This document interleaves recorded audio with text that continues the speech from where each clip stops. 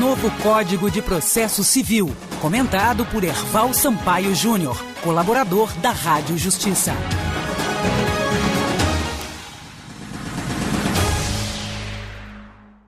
E no nosso bloco processual hoje, nós vamos continuar os comentários do novo Código de Processo Civil, ao lado sempre do Dr. Erval Sampaio Júnior, que é mestre e doutorando em Direito Constitucional, especialista em Processo Civil e Penal, é professor da Universidade Estadual do Rio Grande do Norte, autor de diversos livros jurídicos, é magistrado em Mossoró, foi juiz eleitoral, é membro da Associação Norte e Nordeste de Professores de Processo. Dr. Erval, seja muito bem-vindo ao nosso programa. Bom dia. Bom dia, amigo Pedro. Bom dia, nossos amigos e amigas que sempre nos acompanham, né?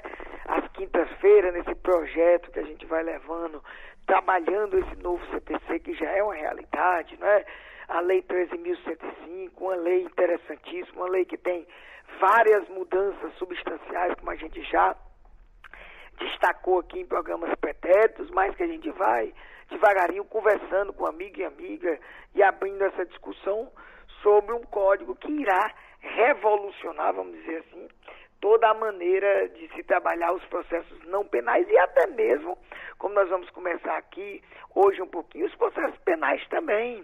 Não é? Quando a gente for falar da teoria da decisão judicial, tem algumas coisas interessantes, né? Essa novidade, não é? Legal, que a gente precisa, evidentemente, mudar muito a mentalidade, que a gente vai discutindo de quinta a quinta aqui, nesse projeto interessante. Não é isso, meu amigo Pedro? Sem dúvida, doutor Erval. E hoje a gente vai para o artigo número 13 do novo Código de Processo Civil, que diz o seguinte: a jurisdição civil será regida pelas normas processuais brasileiras, ressalvadas as disposições específicas previstas em tratados, convenções ou acordos internacionais de que o Brasil seja parte. Exatamente, meu amigo Pedro. É interessante que a gente está iniciando o capítulo 2º, não é? Sempre bom a gente deixar o nosso amigo e amiga, né, que está acompanhando, que está vendo. O primeiro capítulo foi um capítulo novo, né, um capítulo diferente, que foi o capítulo das normas fundamentais do processo civil, né? Dentro desse título também inovador, que é justamente essa questão das normas fundamentais e da aplicação das normas processuais. Essa segunda parte não é tão nova, vamos dizer assim. A estruturação, em parte geral, nunca é demais que a gente continue repetindo, né? Que tudo isso, essa estruturação formal, vamos dizer assim, de uma teoria geral do processo civil, que antes até a gente tinha, né? Se a gente fosse olhar hoje no Código de Processo Civil de 73, o processo de conhecimento, a primeira parte faz muito bem, né, Pedro? Essa parte de teoria geral, né? Então, substancialmente, a gente tem. E esse capítulo primeiro, realmente, ele é inovador. Não que todos os seus 12 artigos que nós comentamos até o programa pretérito sejam radicalmente, né, substancialmente novos. Não. Tem muita coisa que já foi consolidada, né? O artigo 12, por exemplo, o último que a gente falou, é novo em todos os aspectos. Aspecto formal e aspecto substancial. Mas a novidade é justamente dar esse tratamento de diretriz, que dessas normas fundamentais, né, desses valores constitucionais que foram postos nesses primeiros artigos. Iniciando esse capítulo 2º, né, dentro desse título da aplicação das normas processuais, esse artigo 13º é interessante. O que é que ele nos traz de mensagem? Qual é a norma que nós podemos extrair desse texto normativo? Primeiro, é uma ideia até elementar de que a jurisdição civil aí, entenda-se a não penal, né, vamos colocar assim, jurisdição civil no sentido mais amplo possível, tudo que não for penal, será regido pelas normas processuais brasileiras. Quais são essas normas processuais brasileiras? Em especial essas do Código de Processo Civil, né, do novo Código de Processo Civil, isso pensando já no futuro, e também das normas esparsas, né, vamos dizer assim, da legislação esparsa, que também compõe o Código o direito processual civil. As pessoas tendem a achar que o direito processual civil é restrito ao Código de Processo Civil. E não é verdade, né, Pedro? Nós temos diversas legislações que tratam também de processo e procedimento e que compõem, vamos dizer assim, as normas processuais brasileiras. Podemos citar, vamos dizer, como exemplo claro, um exemplo, vamos dizer, tão cristalino e muito ligado ao dia a dia do cidadão, as normas do microsistema dos juizados especiais. E este professor tem esse microsistema? Tem, né? Porque nós começamos com os juizados especiais estaduais, na verdade, a Lei 9099/95. Depois nós fomos para a Lei dos Juizados Especiais Federais, salvo engano, de 2001, né? 10.259/2001. E agora, recentemente, os juizados das fazendas públicas, não é? E ainda está regulamentando, alguns tribunais ainda não é efetivamente trouxeram, são os juizados das fazendas públicas estaduais. Não é? Então, esse microsistema trata de muita norma que trabalha o processo propriamente dito e também essa parte procedimental que já aí fica também a cargo da legislação estadual. Mas o que interessa para a gente é essa parte que a jurisdição não penal será regida pelas normas processuais brasileiras. Agora, o que é exceção? Ressalvadas as disposições específicas que são previstas, e não são poucas não, viu? Em tratados, convenções ou acordos internacionais de que o Brasil seja parte. Hoje em dia, meu amigo Pedro, cresce dentro desse mundo da globalização, dentro dessa ideia, vamos dizer, de universalização e essa participação, vamos dizer, maciça até mesmo do Brasil nesse cenário internacional, várias disposições previstas em acordos, tratados, são realidades, ou seja, são incorporadas à legislação interna. Né? A própria emenda 45 da reforma do Judiciário trouxe aí uma novidade, inclusive, para fazer parte da própria Constituição, como se fosse uma emenda à Constituição, algumas normas que tratassem de direitos humanos. Então, o que é que a gente tem que extrair disso aí? É que realmente a jurisdição civil nós vamos reger pela legislação interna, que não é só o CPC, que tem diversas outras legislações esparsas, como eu citei, somente essa questão do Estado Especial, mas tem diversas outras, como, por exemplo, a Lei do Mandato de Segurança, a lei nova, né, do Mandato de Segurança 2016, e diversas outras legislações. Ressalvado sempre a questão de disposição específica em tratados, convenções e acordos internacionais. Muito do que está nesses tratados, convenções e acordos internacionais já fazem parte também da nossa legislação interna. O que a gente deve se preocupar é quando não faz parte. Ou seja, não está no nosso, vamos dizer, nos nossos atos normativos internos e o Brasil assinou e aí sim regeria aquela situação específica. Isso é que nós temos que se preocupar. Eu vou dar um exemplo que não tem tanta preocupação, do Pacto de São José de Costa Rica. Muitas pessoas diziam, você lembra do inciso 78, que foi novidade da emenda 45, na verdade? Falava da duração razoável do processo. Na realidade, a gente dizia, para que esse dispositivo na Constituição, se o pacto já trazia, na verdade, e trazia de forma específica, de forma muito clara. Então, essa mania da gente achar que resolve tudo colocando em lei. Então, muita coisa, por exemplo, eu vou dar um exemplo interessante aqui, do novo CPC propriamente dito. Essa ideia que a gente vem batendo desde o primeiro contato, Pedro, eu acho que o amigo e amiga que nos acompanha já deve estar achando, pô, esses caras são chatos, fica todo tempo tocando nisso, mas a ideia é essa, do contraditório substancial, que por tantas vezes foi repetido no novo CPC, a gente até brincou, que a pessoa contasse não só a palavra contraditório, mas a ideia do contraditório, quantas vezes ela é reproduzida nos artigos do novo CPC, lembra que a gente tratou disso? Ora, pactos assinados pelo Brasil, né, internacionais, já davam a dimensão desse contraditório substancial. E nós estamos agora incorporando, trazendo para a legislação interna. Seria necessário, não seria necessário? Eu não quero entrar nessa discussão, não. O que eu chamo a atenção é que a jurisdição será regida pelas normas processuais brasileiras e que, mesmo não havendo disposição específica com relação a uma determinada situação processual, Se o Brasil assinou, participou, respeitando, evidentemente, o devido processo legislativo, tá? Também vai se incorporar, vamos dizer assim, a legislação interna, mesmo não fazendo parte formalmente da legislação interna. É essa a ideia que a gente tem que compreender do artigo 13. Ok, meu amigo Pedro? Certo, doutor Eval. E a gente dá continuidade, então.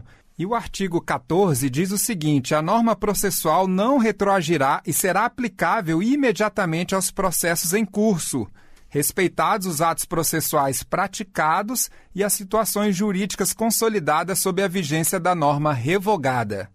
Isso, meu amigo Pedro. O princípio aí, vamos dizer, da irretroatividade da lei processual é deixado de forma evidente no artigo 14, já é uma, vamos dizer, uma tradição do nosso direito processual. E para nós é interessante, dentro desse período que nós estamos, né, de adaptação, então nós vamos ter que primeiro fixar a ideia geral. O que significa dizer que a norma processual não retroagirá? Significa dizer que quando determinado procedimento, né, determinados atos processuais, como até o final do artigo deixa claro e evidente isso, esses atos se realizaram sob a égide do CPC de 73, não vai ter possibilidade, vamos dizer assim, dessa norma processual nova, de nenhuma hipótese, ela retornar, ela de alguma maneira retroagir. Ora, por quê? Porque a gente tem que respeitar, como o próprio artigo 14 deixa bem claro, e aí já a gente entra nessa aplicabilidade imediata. Mas antes eu quero trazer a ideia de que ela não vai retroagir, porque não tem sentido que o processo seja, vamos dizer, contaminado se a situação jurídica já se consolidou. Por isso que o próprio artigo diz, respeitados os atos processuais praticados e as situações jurídicas consolidadas sob a vigência da norma revogada. Inclusive, é uma garantia constitucional, né, um direito e garantia fundamental, de respeito ao direito adquirido, né, vamos dizer, a essa consolidação já, não é, realizada sob o efeito de uma dada lei. Então, o que é que vai ser prático para a gente? E tanto é verdade que lá na frente o ADCT regula essa questão intertemporal, o ato das disposições, né? ADCT não, perdão, a gente trata tanto do ADCT, né, que é o ato das disposições constitucionais transitórias, na realidade, dos atos das disposições transitórias desse novo CPC, desse intercâmbio, vamos dizer aí, de leis, né, dessa interligação, melhor dizendo, desse relacionamento que vai haver entre as leis, né, o CPC de 73 e o novo CPC. Então, o que é que a gente tem que retirar da interpretação desse artigo? Primeiro, essa ideia, que é o mais importante, ela não vai retroagir. Agora, a lei que vai vigir a partir do dia 17 de março, tá? Ela não tem nenhum problema para que os processos em curso sejam aplicados. Essa nova lei não. Depende de quê? Se esse processo findou-se ou não. Se esse processo já findou, ou seja, se evidentemente não tem mais o que se realizar num dado processo, evidentemente nós não vamos mexer naquela situação consolidada. Mas vai acontecer demais, Pedro, que, por exemplo, né, isso aí é o ato das disposições transitórias regula bem isso, mas a gente já pode adiantar alguma coisa. Vamos imaginar, meu amigo Pedro, que no dia 17 de março do próximo ano, quando o código entrar em vigência, o ato, vamos dizer assim, vamos imaginar que uma determinada citação, né, em que pese a citação não ser um bom exemplo pela questão do prazo ser o mesmo, mas, enfim, mesmo o prazo sendo o mesmo, a situação, a ideia, inclusive, é diferente hoje com a designação da audiência inaugural, que nós já comentamos aqui. Vamos imaginar que um processo tenha saído com a citação no dia 15 de março, certo? Ou dia 16 de março, para contestar em 15 dias, para responder, né, dentro da visão de hoje. Não é isso? Isso. Então, o que acontece? Como o ato se iniciou, parece-me que não tem sentido eu voltar para mexer naquela situação que a lei revogada dizia, enquanto não se consolidar essa situação.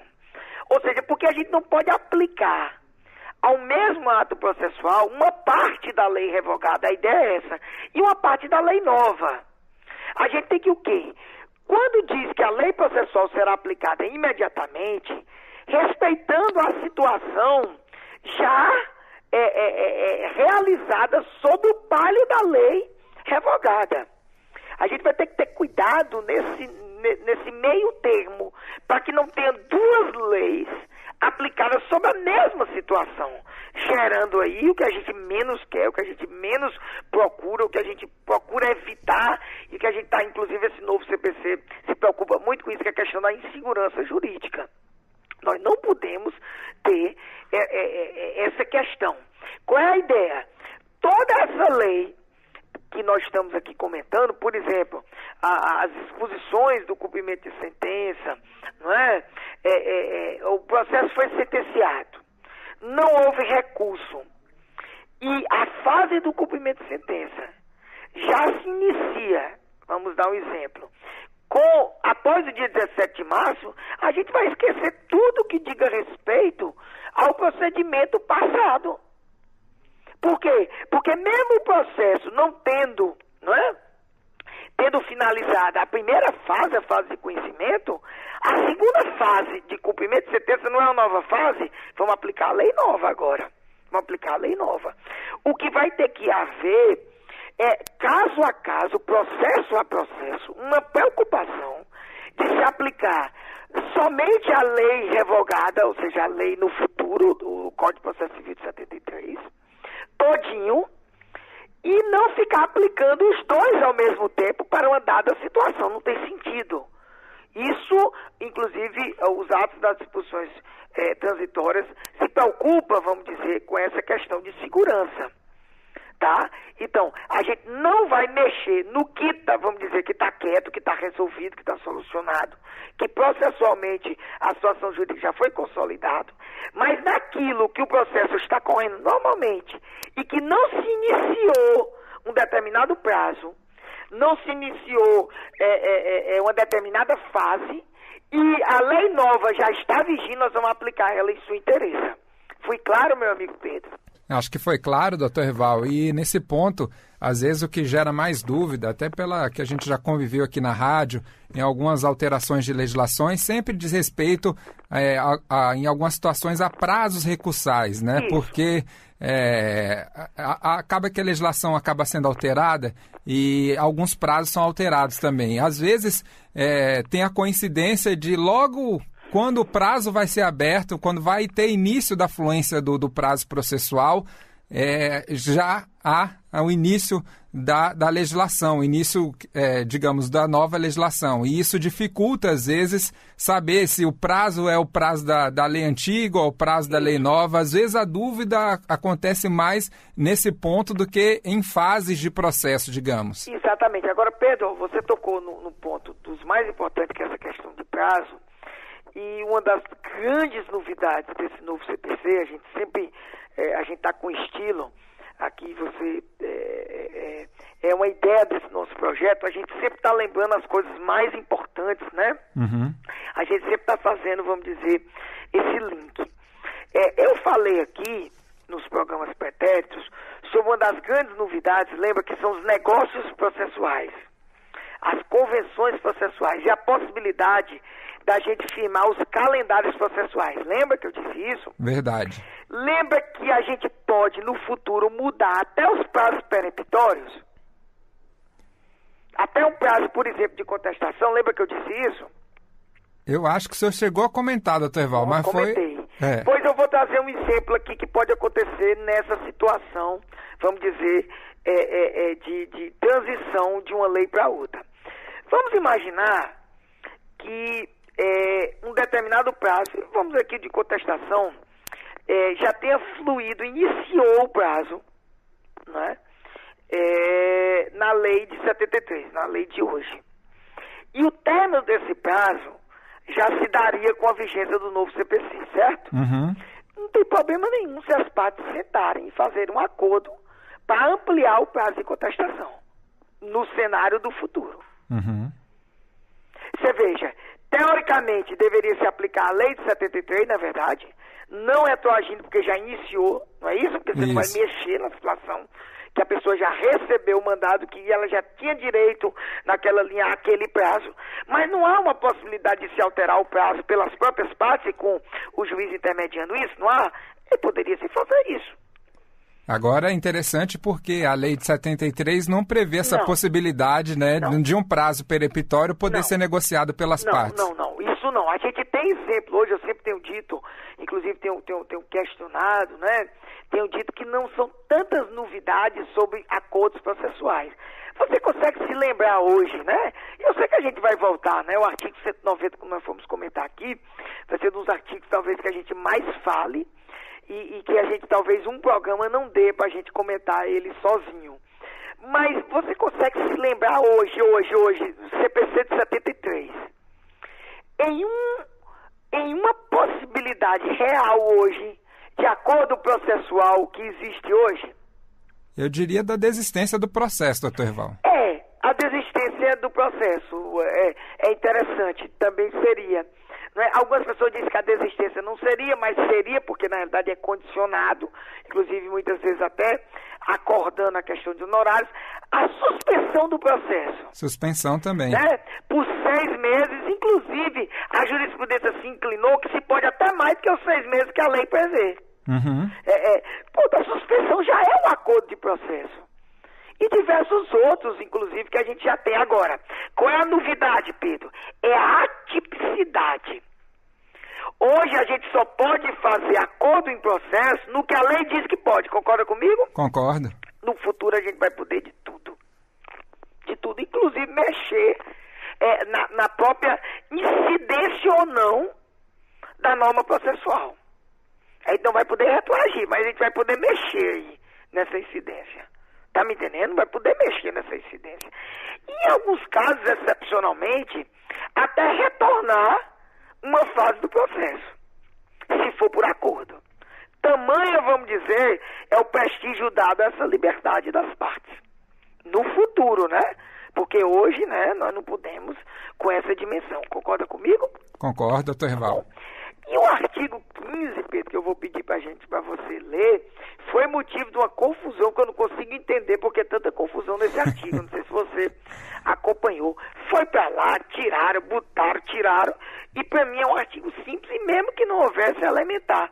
Você pode até, dentro aí do nosso cronograma, fazer a leitura para as devidas explicações. Com certeza. Eu também acho o artigo bem simples, direto, mas enfim, também não sei por que tanta controvérsia. Mas que houve discussão dele, não foi? Com certeza.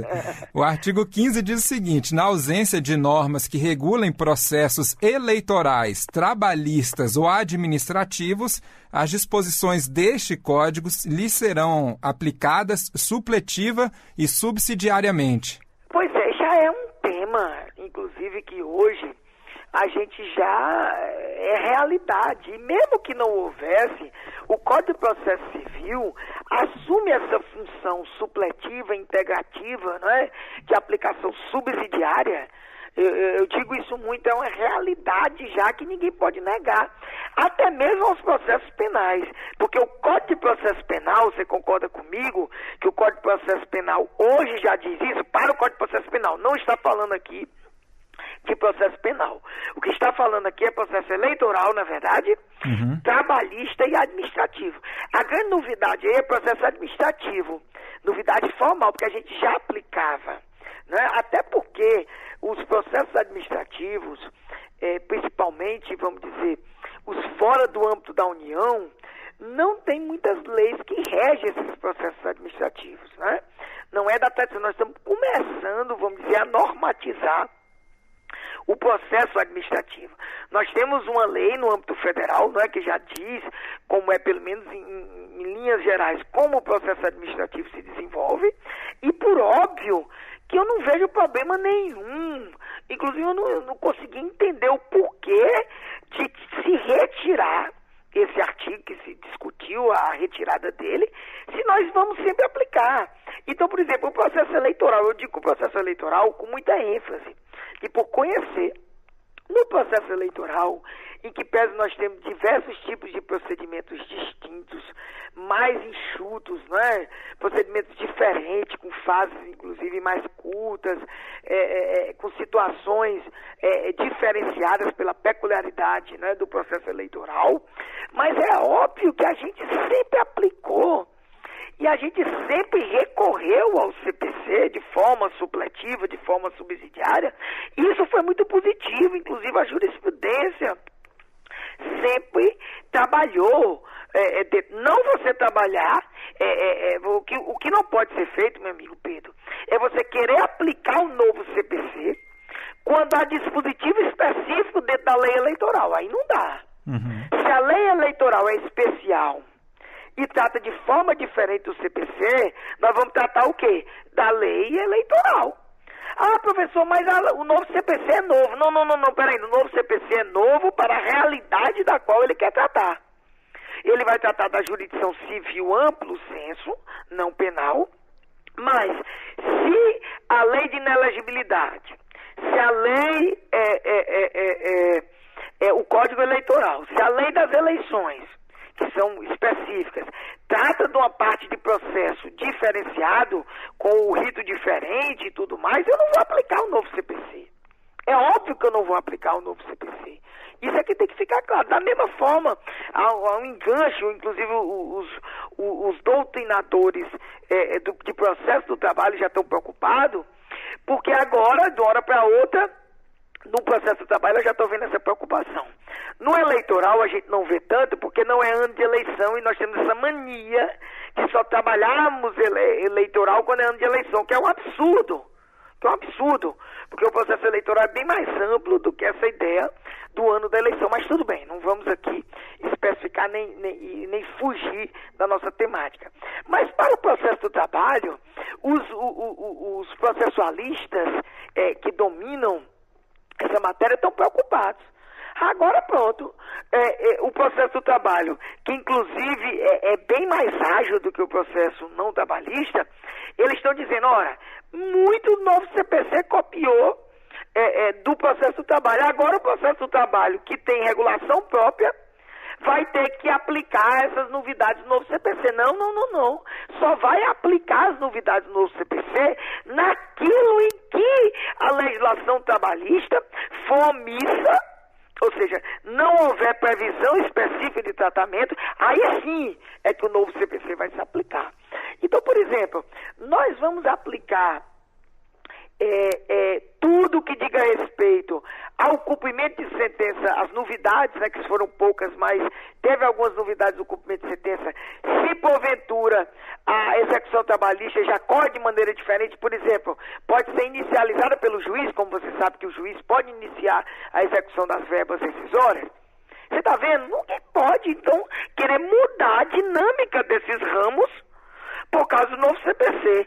A aplicação é supletiva e subsidiária, de integrar, de facilitar, vamos dizer, as coisas novas que estão vindo e que não foram reguladas por essas normas especiais, a gente integrar com o processo civil e não querer desvirtuar, vamos dizer, esses processos específicos que já têm regras e princípios próprios. Você concorda comigo que o processo do trabalho tem regras e princípios próprios, que muitas vezes essa visão geral não se coaduna com a especificidade do processo trabalhista? Por exemplo...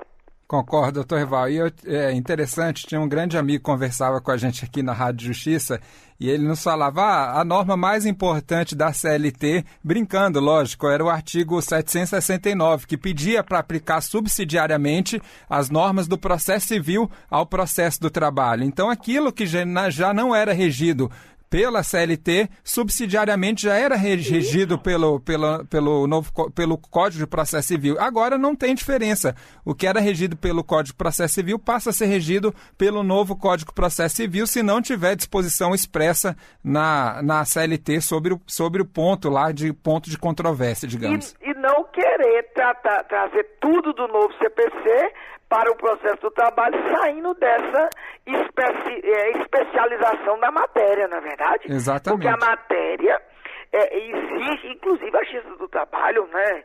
Eu não estou aqui querendo, vamos dizer, fazer uma crítica à Justiça da qual eu faço parte, mas vamos ser francos, a Justiça do Trabalho já resolveu vários problemas que a Justiça Comum até hoje tenta resolver e não consegue.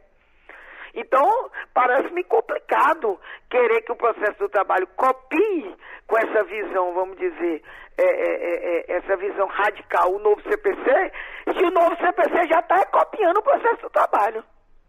Uhum. Na verdade, o novo CPC não copia o processo do trabalho em muitas coisas.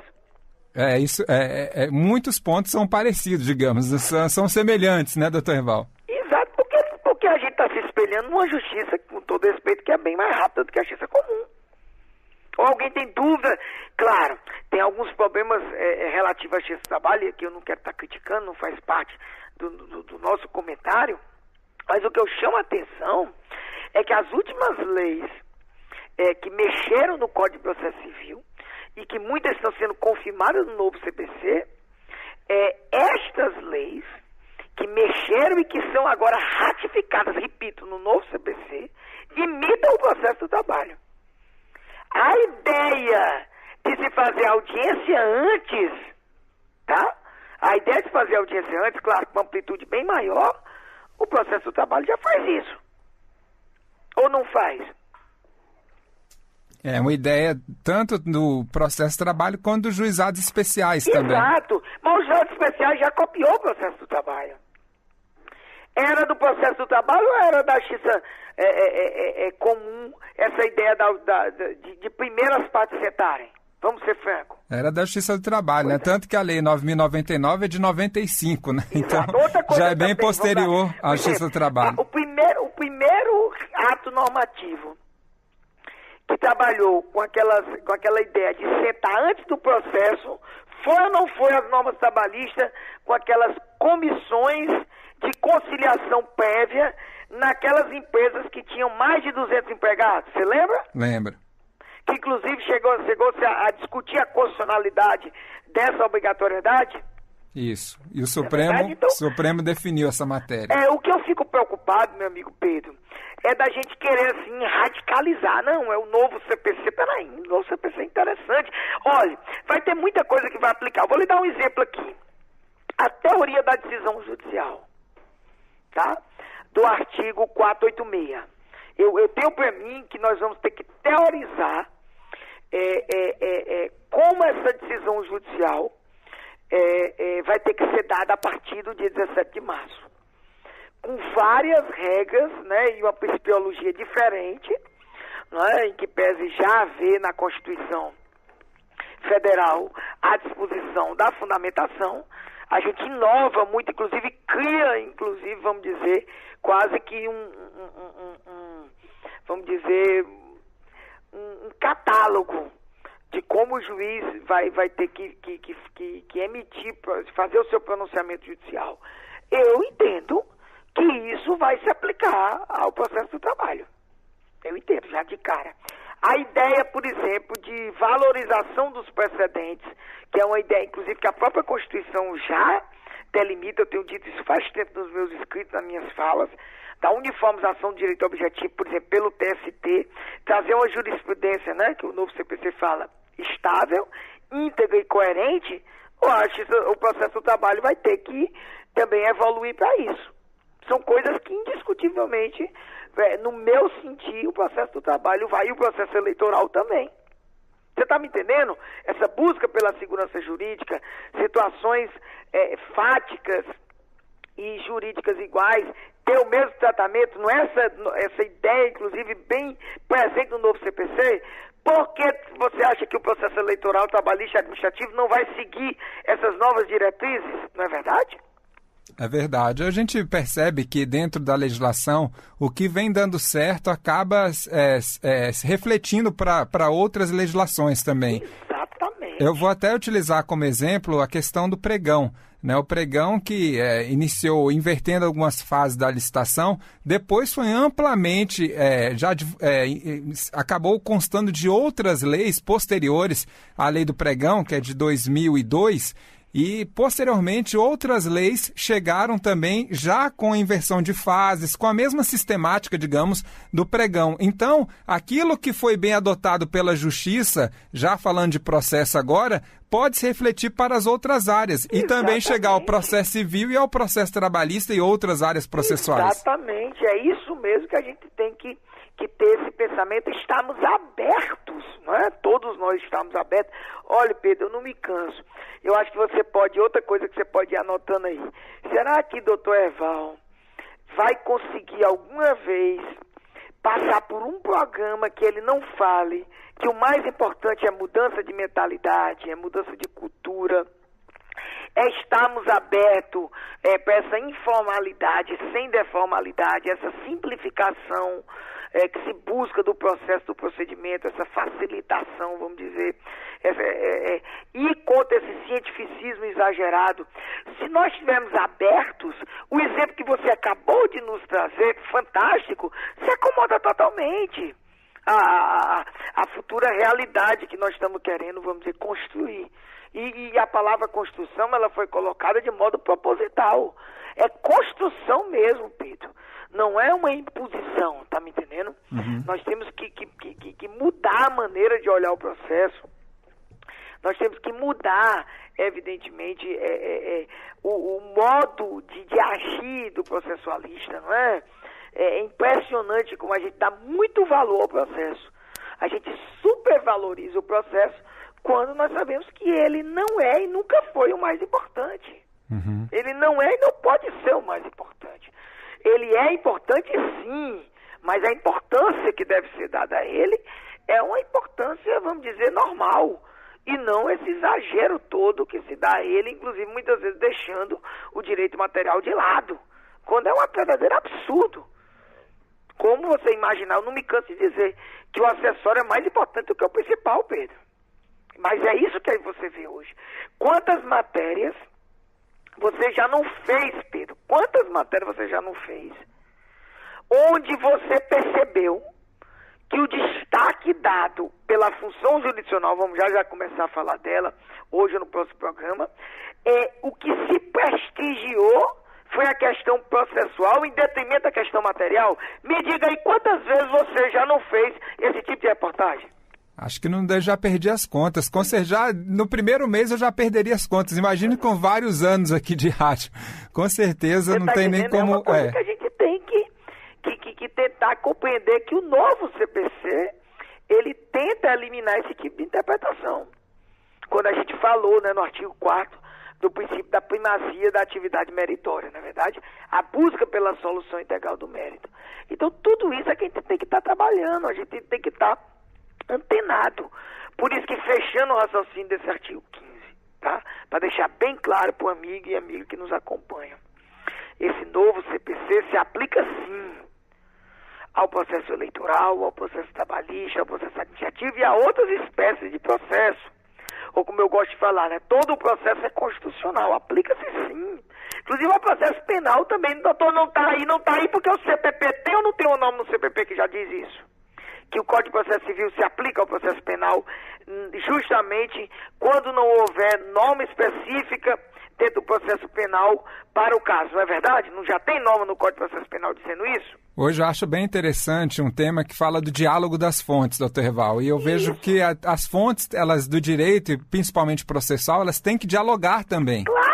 Claro, e não você deturpar a ideia de querer aplicar um novo CPC na contrariedade de regras e princípios trabalhistas específicos, né? Você não pode exagerar na ideia, concorda comigo? Concordo. Você tem que ter um bom senso aí. Se existe norma expressa sobre ponto específico, não há dúvida. Não. A dúvida são nas lacunas existentes dentro do sistema. Várias, né? Alguém duvida que o processo eleitoral, o processo trabalhista e principalmente o processo administrativo está cheio de lacunas? Alguém duvida disso? Eu acho que não. Pois é. E faz parte, essas lacunas faz parte, entendeu? É impossível que o legislador queira, evidentemente, não só aquele legislador especial, mas o legislador ordinário, todos eles, né? Trabalhar, vamos dizer, em querer, vamos dizer, solucionar tudo. E pelo contrário, hoje ele deixa de propósito. Você já percebeu que hoje ele deixa de propósito essas lacunas, meu amigo Pedro?